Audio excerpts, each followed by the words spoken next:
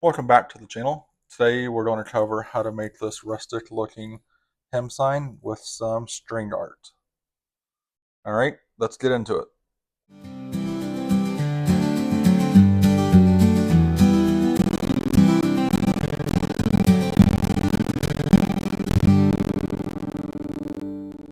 Alright, I am starting out with a 1 by 10 by 8 that I picked up from the hardware store.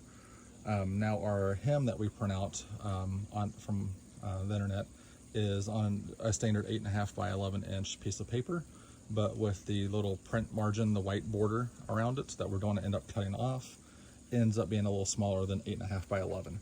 So a 1 by 10 is actually 9.25 inches wide, and now we are going to measure up 11 inches. And then we're going to go ahead and give that a cut.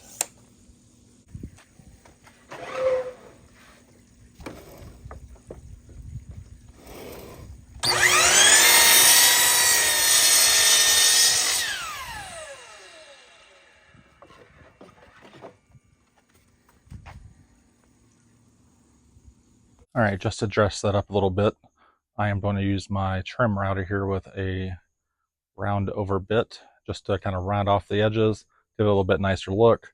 If you don't have a trim router, that's fine. You can leave it as is, or just use a sanding pad or a hand sander and just knock down the hard edges.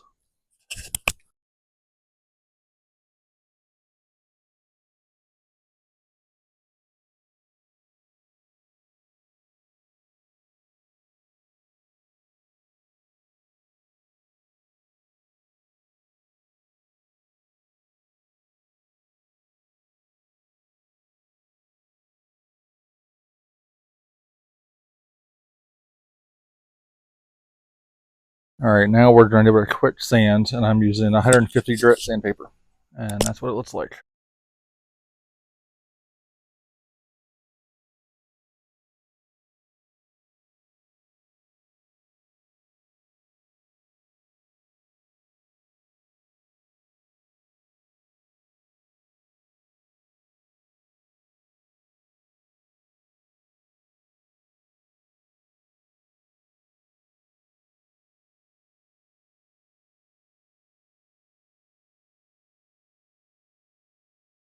All right, now it's time to stain the board. I like to use the Minwax oil-based Jacobine finish. I feel like it's really close to the color of the hymnal that I print out, and I think it gives it a nice finish.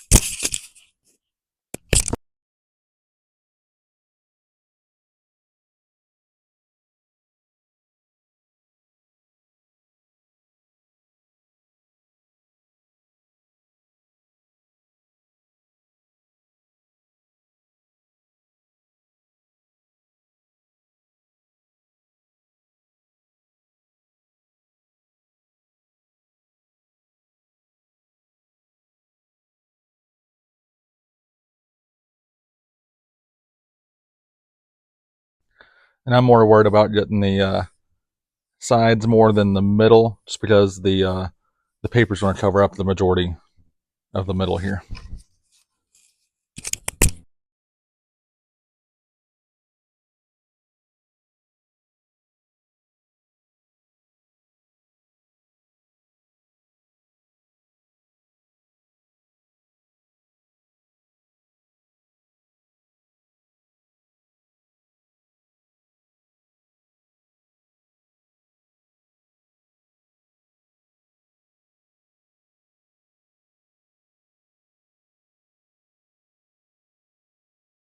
All right, now that we have our dry board, it is time to add our hem sign on top. So we're going to go with Amazing Grace for this video. I will post a link in the description. This file came from Etsy. I think I just searched for rustic hem sign and printed it out. So once you have your hem sign to the right size, you will then cut the border off and end up with something like this that will fit in right here, just like this. All right, and in order to attach this, we are going to use Mod Podge. This is the matte version. They have, I think, a semi-gloss as well. But if you've never used Mod Podge, it's basically a glue that can be used as a sealer or a finish.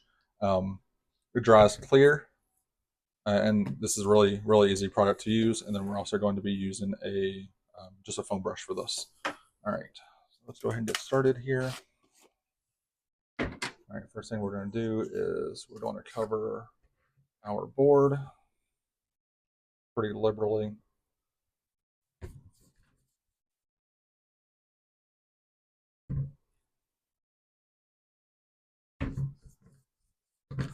You want it to be fairly wet initially, because that way it gives you some extra time to move the paper around and get it aligned where you want it.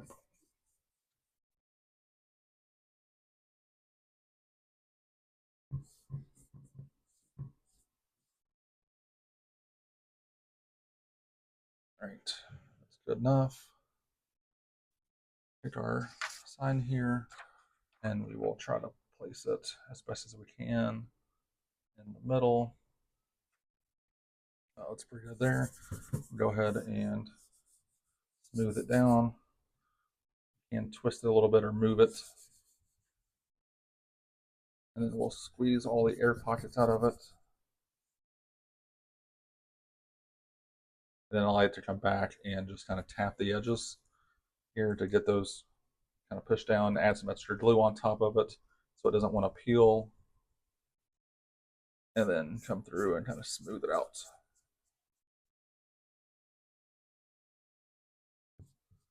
You may get some bubbles, which is perfectly fine. Just kind of lift it up and see if we see any here. You can see a little bit where it's starting to bubble here at the end. You just kind of smooth that out. And come back over it with the brush.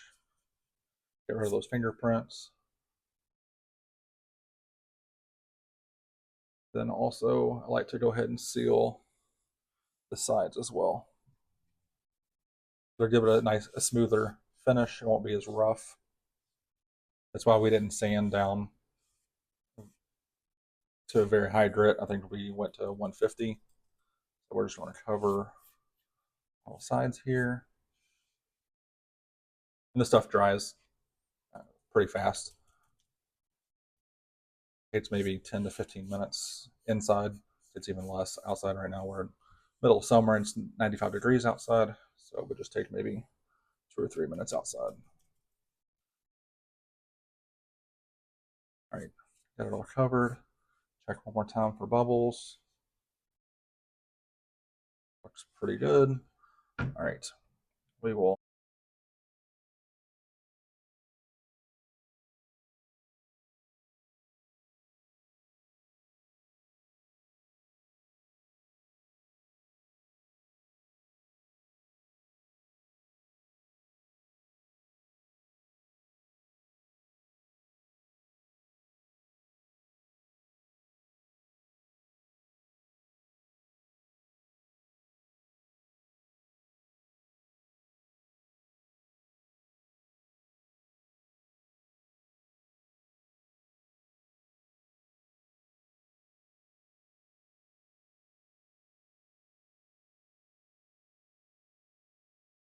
All right, you can see how well our first coat dried here. Nice matte finish. Everything dried up pretty well. What I like to do for a second coat is to just cover the hem sign itself. The sides really don't need it anymore, but I'll just add some here on top, spread it around. All right, now that our second coat is dried, and now it's time to do the seal down on the board. And so what I did is I just went and drew out a cross. You can draw your own cross out. You can go online, find a picture of a cross, print it out if you want to. This one here measures 4¼ by, it doesn't have to be perfect, 7¾ long. So if you want to match that, that's what the dimensions are. And just use your judgment on this. It doesn't matter exactly where you put it, the size of your cross, whatever. I like to kind of cut mine on an angle set it on here, and then since I do 100 of these at a time, I use this as my template and I mark where I want all of my nails to go. You don't have to do this, but I just find that it helps me doing these in batches. And then I use something pointing. This is a scratch all, but I like to come in and just kind of push down and make little divots or little holes in the board. I find that it just is easier to um, get the nails started in here. But if, again, you don't have to do this, you could just put your cross up here and put the nails next to it and hammer those in. So this is just an extra step that I take, but I go through and make holes for all of these. All right, so it's gonna be really hard to see the holes, but let me see if I can put it up here and you can see a few of them there. All right, the next step is to add our nails. So what I like to use are actually called cut tacks. Let me grab the package here. I'll post a link to these in the description. These can be found on Amazon or a lot of your hardware stores as well. This is what it looked like. This is size 14 by 3/4. I like these just because they're kind of rustic looking. If I grab one of these out here, you can see they don't look like just a kind of traditional nail. They got some dimension to them. They're all kind of a little bit different. They have a big enough head on them that you can wrap the strings around. So I'm now going to go and add in all of our nails to each of these holes that I just made.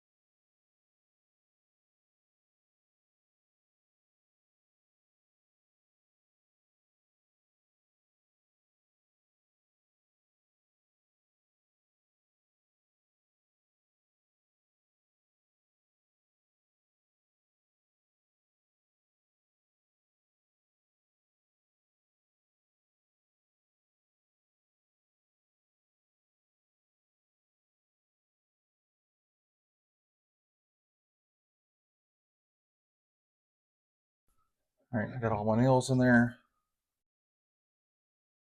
Doesn't have to be perfect again. This is just making the outline of the string, where the string's going to go. And now,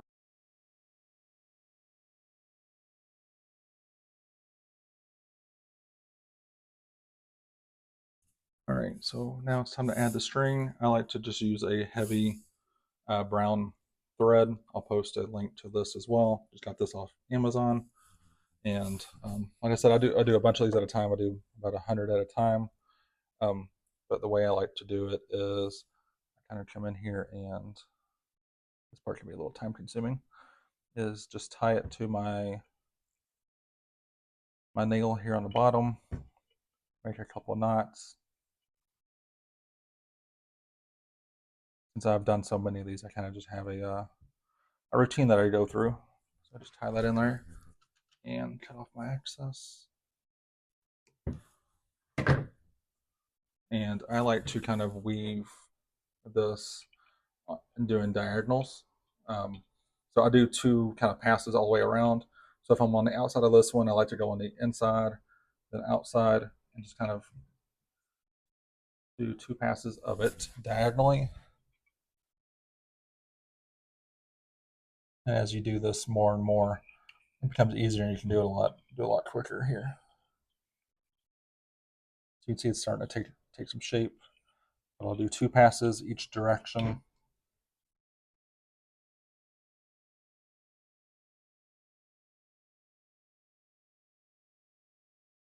You can make as many passes as you want, but I feel like this gives me a pretty good definition when we're all said and done. All right, so I got my 2 passes. Now I'm going to go a different way and just reverse my pattern, still going diagonal.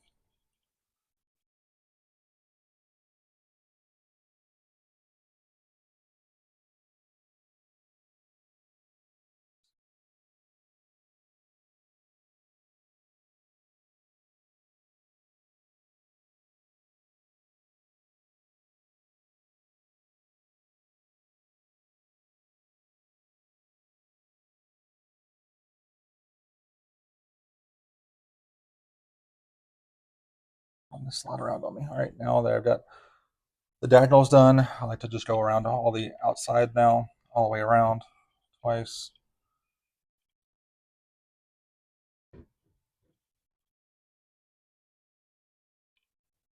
When we sell these at craft fairs, we get a lot of kids that like to come and kind of pluck the strings.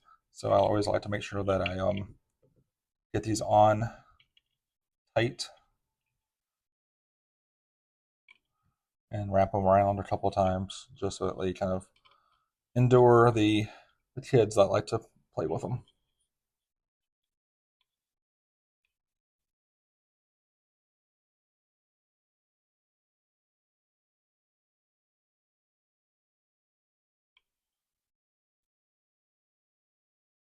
All right, we got the outside done there. So now we're doing the outside of the other way.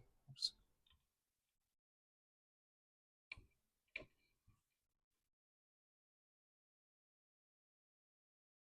This is the part that's kind of tedious. It's easier if you're kind of sitting down and doing it on your lap.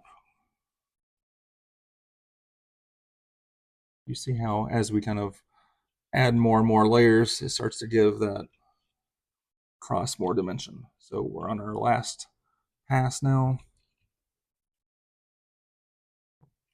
Slid off there.